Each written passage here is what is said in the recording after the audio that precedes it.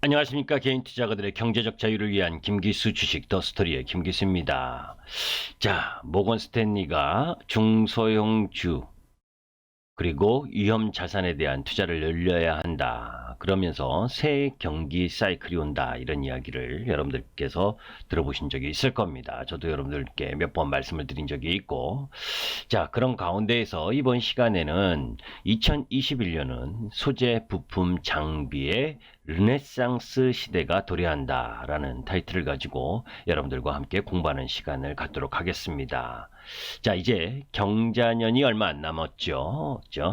하얀 쥐, 경자년 2020년을 보내고 이제 2021년 신축년 하얀 소의 시대가 도래합니다. 그때 종합주가지수가 3000포인트를 돌파하는 시대 흐름이 전개될 가능성이 높고, 그러한 가운데 지수의 상승 흐름 속에서 그 상승보다 더 높이 날아오를 수 있는 부분, 그것이 우리나라의 소재, 부품, 장비 이쪽에서 나타나지 않겠느냐 하는 부분, 그 근간이 되는 이유들 부분에 대해서 공부하는 시간을 갖도록 하고, 또 이후에는 미래 소재, 그죠? 미래 소재라고 하는 부분에 있어서 상온 초전도체라든지 자가발전 세라믹, 그리고 바이오에서는 바이오 리액터, 그리고 그린 에너지 부분에 차세대 태양광이라든지 페로브스카이트를 말하는 거죠. 거기에 습석 플랫폼, 그리고 비대면 디지털과 관련된 부분, 뭐 5G를 넘어서 6G와 관련된 상황, 또 거기에 여기에는 포함되지 않았지만 그런 가운데에서도 2차전지 소재라든지 이런 부분들 속에서도 여러분들이 계속해서 관심을 갖고 보셔야 되는 부분이죠. 그건 가장 기본이고, 그죠? 미래차와 관련된 상황 부분, 그와 연관된 산업, 이런 부분들 속에서 획기적인 산업의 혁명, 구조적 성장 흐름을 갖고 갈 수 있는 그런 부분들, 그런 소재, 부품, 장비에 대한 부분들은 여러분들이 반드시 공부하고 숙지하셔야 된다라는 이야기를 하면서 공부하도록 하겠습니다. 자, 우리가 이제 2021년 부분에 있어서 여러 가지 반도체 부분도 마찬가지고 반도체 소재 장비 부품도 마찬가지고 그 산업 부분에 있어서의 어떤 기술력, 어떤 흐름들, 경쟁력을 갖고 있고 한 부분 속에서 그 기업의 실적 흐름들을 살펴보면서 접근한 가운데에서 가장 기본적인 부분은 그 산업의 맥락을 이해하는 부분이다라는 부분입니다. 사실 2021년 소부장 르네상스 시대 시작, 이 부분에 대한 이야기를 하려고 하는데, 궁극적으로 보게 되면 우리 이제 그 소부장 위기감이 고조되었었던 부분을 연역별로 한번 살펴보게 되면, 사실은 2018년부터 그죠? 일본하고의 관계가 안 좋게 되면서 그 부분이 이제 그 강제징용 배상 판결로 인해서 이 일본과 안 좋은 사이가 됐죠. 그런데 실질적 부분에 있어서는 일본이 준비해서 안 좋은 과정을 가져왔다라고 보시면 됩니다. 자, 이제 그런 가운데에서 일본이 올해 7월 4일 날 일본의 수출 규제 품목, 그죠? 일본의 수출 규제 품목 세 가지를 이야기를 하면서 이제 그 한일 간의 관계 악화가 엄청나게 진행됐죠. 고순도 불화수소. 이게 이제 고순도 불화수소, 포토레지스트, 폴리이미드 이 세 가지 수출 규제 품목에 대해서 이야기를 했었는데, 그 부분에 대한 부분을 간단하게 다시 이야기를 하는 이유는 그 배경, 그 흐름 속에서 앞으로 우리나라가 이 소재 부품 장비 부분을 얼마만큼 키워나갈 가능성이 있고 키울 것이냐, 그 키울 것이라는 건 결국 산업의 경쟁력과 연관되어 있는 부분이니까. 자, 이제 고순도 분화소 이쪽 부분에 있어서는 반도체 세정 공정에 사용되는 부분인데, 주요 일본 공급업체가 스탈라 케미파나 모리타와 공업이 독, 저, 경쟁 우위에 있고, 포토레지스트 포토레지스트 이쪽 부분은 반도체 노광 공정에 사용하는 부분인데 JSR이나 토쿠시네차학이나 후지필름 이쪽에서 이제 일본이 주요 공급을 하고 있죠. 폴리이미드는 폴더블 디스플레이 재료이고 사실 일본 정부가 7월 4일부로 실시한 수출 규제가 강제징용 한국법원의 배상 판결에 대한 보복 조치가 아니라고 부인하지만 사실 그것 때문인데 사실 일본은 한국 경제 모델을 가마우지와 비교하면서 수출 제한을 통해서 한국 경제 정치에 타격을 줄 수 있다고 오랜 기간 믿어왔고 이를 본격적으로 실행한 게 올해였다라고 보시면 됩니다. 일본 경제학자 중에 일부는 한국 경제를 가마우지 경제라고 부릅니다. 가마우지 경제라고 하는 이야기는 일본이 소재 부품 장비 수출을 제한하면 한국은 일본이 원하는 방향으로 바뀔 것이라고 전망하는 내용인데 일본 경제평론가 고모로 나오키가 1988년 한국이 붕괴라는 책에서 한국의 경제를 냉소적으로 평가하면서 한국 경제의 생명선은 수출에 있고 수출을 늘리기 위해서는 일본의 자본재 중간 생산물의 수입을 늘릴 수밖에 없어서 마치 가마우지 같다고 평가한 부분에서 유래한 부분입니다. 사실 그런 일본의 사고 부분이 일정 정도 있었기 때문에 일본의 수출 제한 조치가 있었다라고 이야기할 수가 있겠죠. 그렇지 않으면 뭐 자기네들 손해가 나면 왜 했겠습니까? 그죠?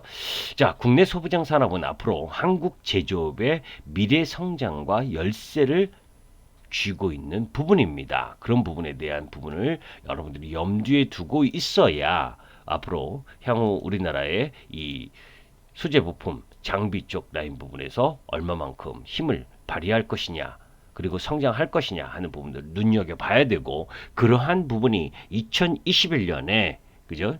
성공적으로 이루어진다면 결국 우리나라에서의 이 소재 부품 장비 이 업종 섹터의 힘이 상대적으로 대형성 종목보다 엄청난 힘을 발휘할 것이다라고 저는 보고 있습니다. 자, 일본 수출 규제 3개 품목 아까 말씀드린 것처럼 뭐 이 고순도 플러스소 반도체 제작 과정 중에서 식각 공정, 클리닝 공정, 이 세정 공정에 사용된다고 했었죠. 그런 국내 생산 부분에 있어서 SK 머티리얼즈나 솔브레인 이런 이 공장 신증서를 통해서 생산을 확대하고 있고 수입처를 중국과 대만에서 다변화하고 있는 상황이죠. 자, EV용 포토레시스트 이 부분은 반도체 웨이퍼의 회로 패턴을 그리는데 사용하는 미세하게 그릴 수 있는 제품일수록 기술력이 높은 부분인데 이 부분에 있어서 우리나라가 지금 테스트하고 있고 설비 투자를 진행하고 있는 상황이고 듀퐁 유럽의 듀폰으로부터 다변화를 하고 있는 부분이고 폴리이미드 이쪽 부분은 플렉시블 디스플레이 기판 제작에서 사용하는데 코오롱 인더스트리나 SKC 이쪽 부분에서 양산 테스트를 하고 있는 상황입니다. 결국 해외 수입처 다변화라든지 그리고 대체 소재 개발로 인해서 단기적 대응은 성공적으로 완료했다고 볼 수가 있는 거지요. 조금 전에 말씀드린 것처럼 불화 수소가스는 SK 머티리얼즈가 순도 5-9급 99.9999 프로 양산에 성공을 했고 불산액은 솔브레인이 뭐 이렇게 성공하는 흐름들을 보여주고 있는 상황 이런 흐름들을 보게 된다면 앞으로의 가능성이 충분히 있다. 우리나라의 소재 부품 장비 업체들의 경쟁력이 강화될 수 있는 단초를 제공하고 있다라고 보시면 됩니다. 자, 이제 그런 가운데에서 우리나라 부분에 있어서의 업종별 자체 조달 수준입니다. 자, 업종별 자체 조달 수준을 보게 되면 사실 반도체가 27%밖에 안 되고 디스플레이가 45% 그리고 섬유가 52%, 석유화학 57%, 기계 61%, 조선 62%, 자동차 66%, 철강 71%. 그러니까 좀 어떻게 여러분들 이렇게 딱 보시면 산업에 있어서 옛날에 그 중후장대한 쪽 부분 그러니까 철강이라든지 자동차, 조선, 가전, 기계 이런 쪽 부분은 그래도 업종별 자체 조달 수준이 많이 올라와 있고 50% 이상 되는 부분인데 반도체라든지 이 디스플레이 이런 신산업과 연결된 부분 이런 부분에 있어서는 아직도 그 자급률이 낮은 편이죠. 그렇기 때문에 반대로 생각을 하면 그런 산업 쪽에서 이 반도체 소부장 쪽 라인 부분도 뭐 충분히 경쟁력을 갖는다면, 그죠? 새로운 르네상스 시대에 도달할 수 있는 흐름을 갖고 있다라고 볼 수가 있죠. 일본과의 기술 격차가 50년이라고 발언한 경제단체 부분, 이 일본이 그렇게 우리나라를 만만히 봤었던 부분이었었습니다. 사실 일본과의 기술 격차가 50년이 아니냐라고 우리가 어떻게 단정지어서 볼 수가 있겠어요. 그러나 이제 한일 기술 수준 격차 이 부분을 한번 보도록 합니다.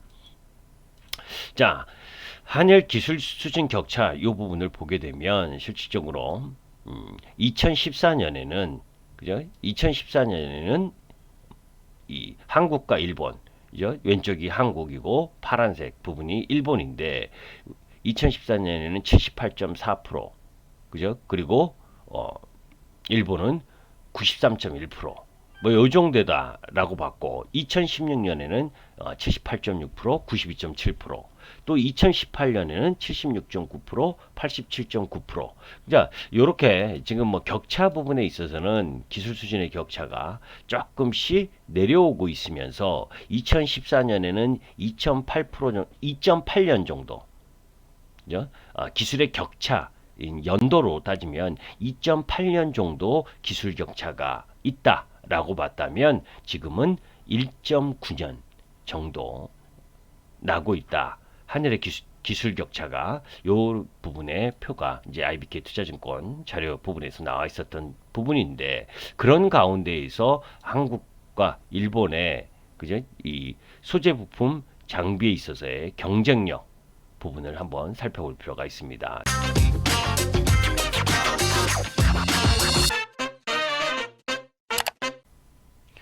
자, 국내 소부장 기술력은 일본의 89.3% 수준으로 조사된다고 하죠. 한국과 일본의 격차가 정말 50년의 차이가 나냐 아니다라는 이야기입니다. 한국의 수출입 동향을 살펴보면 일본 수입의 68%가 소재, 부품, 장비이고 미국이 41%, 유럽이 46%, 중국이 53%, 대비 상당히 높은 수치에 놓여져 있다는 거죠. 그러니까 이런 일본 수입의 68%이 소재 부품 장비에 있어서의 국산화율을 높여야 된다는 것이 앞으로도 계속해서 과제지요. 그죠? 중소기업중앙회가 소부장 중소기업 1007곳을 조사한 결과에 따르면 한국의 기술력 수준은 일본의 89.3% 수준이다.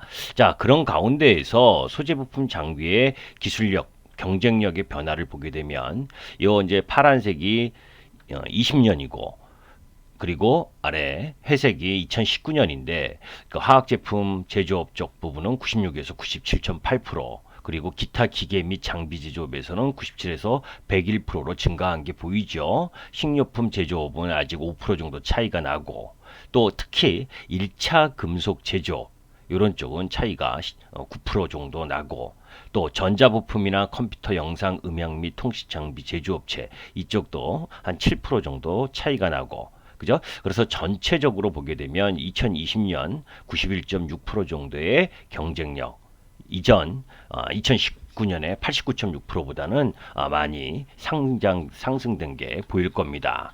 자, 일본 부분에서 살펴보게 되면 글로벌 GDP, 중국 GDP 추이 요거 한번 보도록 하죠. 우리가 이제 실제적으로 GDP 추이를 볼 때 G7의 이 회색 막대기가 증가하는 것 속도보다 사실은 2006년부터 중국의 이 파란 막대선의 그 상승 각도가 가팔라졌던 부분, 이런 부분들이 사실 이 뭐에 중국에 대한 미국의 제재 이런 부분들이 강화되는 흐름들을 보여준 상황이고, 어떻게든 중국이 지금 G7 국가의 이 GDP 흐름 부분을 내서 차지하는 비중 보다 빠른 속도로 올라오고 있기 때문에 견제하는 부분이 나타나고 있다라고 보시면 됩니다.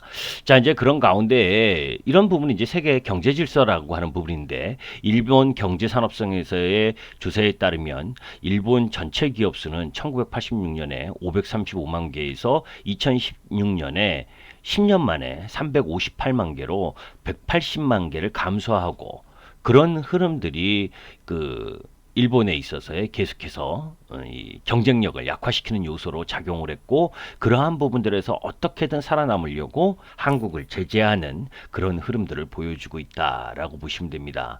특히 2020년 블룸버그에서 이 세계에서 가장 빠른 혁신성을 나타내는 국가, 이 국가별 혁신 지수를 발표를 했는데, 이때 이제 이 1등인 나라가 독일이고 우리나라가 2등, 그리고 3등이 싱가포르였습니다. 일본은 12위. 그만큼 일본이 계속해서 뒤처지고 있다라고 하는 부분. 그러니까 일본 경제의 역동성이 빠르게 쇠퇴하고 있다라고 하는 부분. 이런 부분들이 그뿐만이 아니라 일본 CEO의 평균 연령이 1995년에 47살에서 2015년에는 66세로 거의 뭐 20살 가까이 높아졌고, 디지털 기업의 리더는 전체 기업 수의 2% 정도밖에 되지 않을 정도로 일본의 경제력 상실이 상당히 안 좋아지고 있다라고 하는 부분도 우리가 살펴볼 필요가 있다라고 보시면 됩니다. 자, 한국과 일본 소부장 산업의 이 도표 흐름입니다. 한국이 여기 왼쪽에 놓여 있고 일본이 폭넓게 퍼져 있는 상황이죠. 자, 이 도표에서 우리가 이제 볼 수 있는 부분 중에 하나 부분은 이런 부분입니다. 한국과 중국의 빠른 추격으로 반도체와 디스플레이 등 전자 산업에서 일본의 점유율이 하락한 것은 분명한데, 아직도 평광판이나 유리판, 그리고 PR 광학 장비 분야에서는 여전히 일본이 압도적인 경쟁력을 유지하고 있습니다. 소부장 경쟁력을 한국과 중국에 빼앗기지 않기 위해 첫 번째 전략으로 이제 한국향 수출 제한 조치를 단행한 것으로 보는데, 이런 일본 소부장 규제 조치로 국내 소부장 산업이 이렇게 옆으로까지 확산하면서 시장 점유율을 높일 수 있는 2021년에 계기가 일정 정도 나타날 수 있다는 거죠. 결국은 일본을 넘어서 글로벌 시장으로 갈 수 있는 국내 소재 장비 부품 업체들의 경쟁력 향상이 가장 중요하겠지만 말이죠. 자, 그런 흐름들에 살펴볼 때 글로벌 제조 산업은 효율성을 중시하는 G2C 시스템, G2C라는 건 글로벌 밸류 체인을 이야기하는 거예요. 시스템과 세계화는 명분 아래 몇몇 국가에 편중되어 있었잖아요.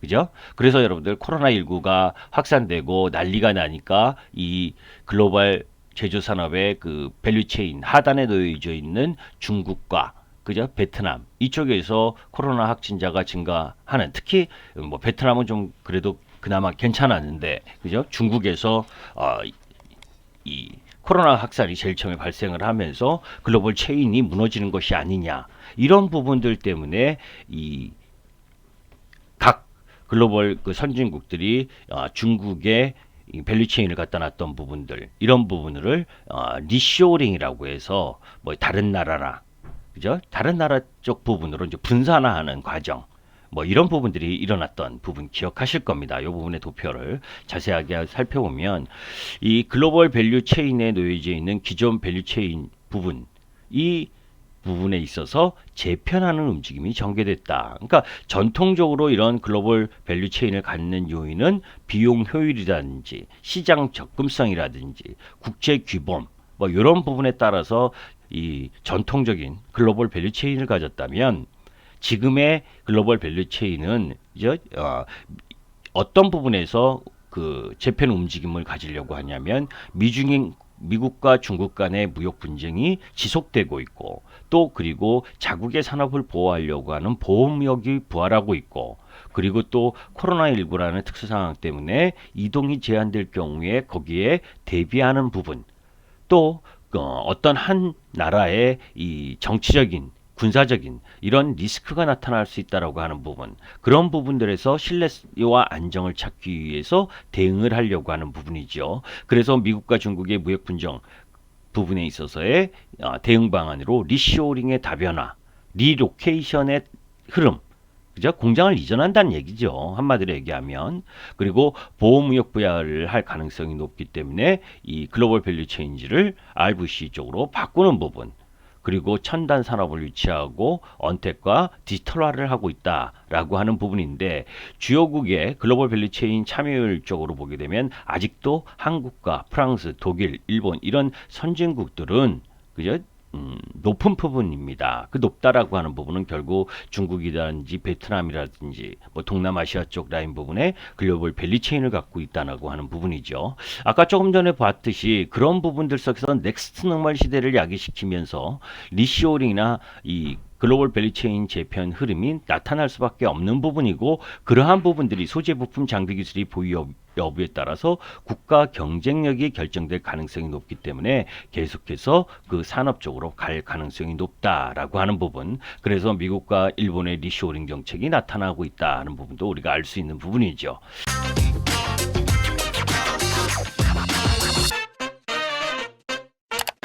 한일 분업 관계가 고착화된 이유 중에서 경제적 이득뿐만이 아니라 과거의 거래 관행을 유지하려는 관성도 일정 정도 작용을 했다. 그러니까 이제 이 기존의 그죠? 기존의 이 체인 부분, 이 산업의 체인 부분에 있어서 잘 해오고 있었던 부분을 굳이 빨리 바꾸려고 하는 변화의 필요성을 못 느꼈었는데, 그죠? 왜냐하면 일본과의 성공적 협력 경험을 살리고 거래선, 또 혹시 거래선을 변경했을 때 따른 유무형의 비용을 최소화하고 예상치 못한 위험을 회피하기 위해 일본 소부장 산업과 긴밀한 네트워크를 유지해 왔다라고 하는 부분이에요. 그러면 그런 부분들이 이제 뭐예요? 2018년부터 이제 슬슬 나오기 시작한 일본의 이 공격, 그러면서 올해 본격적으로 7월 달부터 이 일부 품목에 대해서 수출 금지를 하면서 본격화가 진행된 부분이잖아요. 이런 부분들 때문에 이제 기존의 관행 부분들이 일정 정도 깨지는 거고, 한국 대기업이 이제 이 변화하는 움직임을 가지면서 뭐 삼성전자가 이 관련 기업들에게 투자했었던 거 기억하실 겁니다. 그 동영상에도 올려놨던 거. 그렇게 한국의 신생 소부장 기업들의 설자리가 많지 않았었는데 이제는 그런 설자리가 많아질 가능성이 높다는 거고, 기존에 유지하고 있었던 그런 소재부품 장비 기업들 중에서 경쟁력이 있는 기업들을 꾸준하게 투자하고 상생하려는 노력들이 비단 삼성전자뿐만이 아니라 LG라든지 여러 대기업들에서 나타나는 흐름들이 올해 보여준 부분이다. 그렇다면 그런 흐름들 속에서 우리 기업들, 중소 기업들의 이 살 자리, 경쟁력의 자리, 성장